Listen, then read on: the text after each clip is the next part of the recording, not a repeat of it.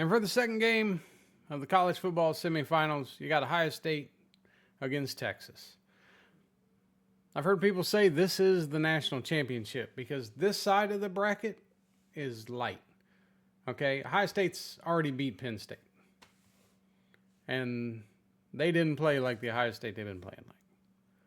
Texas, they got the talent. They got the talent if they put it together. Okay?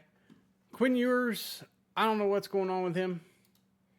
I think he's still hurt. I think he's still dealing with that ankle real bad. It just doesn't look together at times. But then he puts together great performances like he did there in overtime against Arizona State. You know, where he's just throwing the ball, he's passing it, he's completing, he moves it right along, boom, touchdown, they win the game.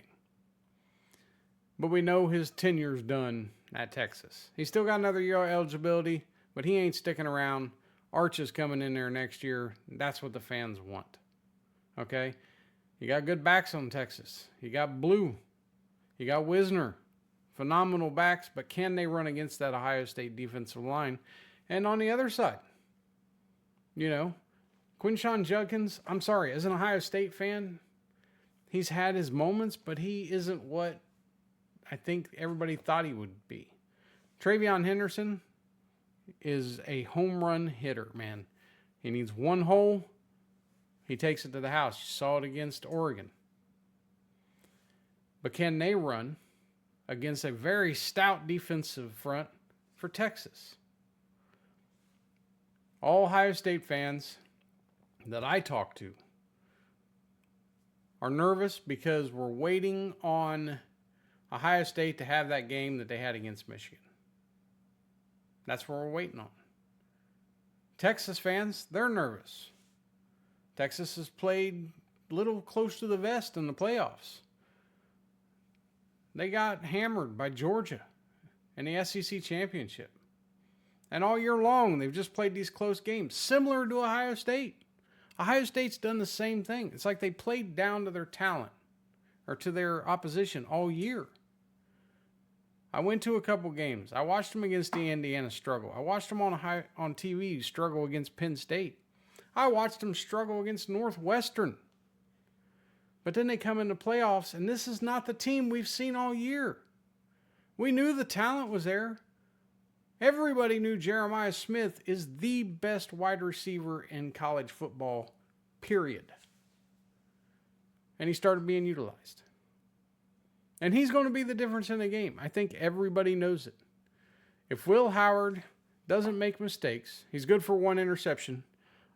If you can bet one interception for Will Howard because he's usually good for one interception at least. But if he completes the ball to Jeremiah, they start pulling the safety to his side. You got Emeka Egbuka. You got Carnell Tate. There's just so many weapons on this Ohio State team. If they continue to play the way they did and the way they have, Texas isn't stopping them. But do they continue to do that? Or do we fall back into playing not to lose?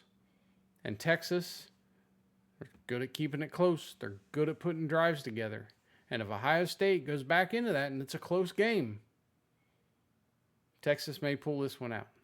I think right now it sits at Ohio State's 5.5 point favorite.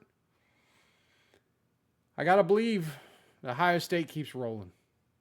I got to believe that Michigan loss just completely changed the mindset of this team. And it's just all or nothing, 100 mile an hour with your hair on fire.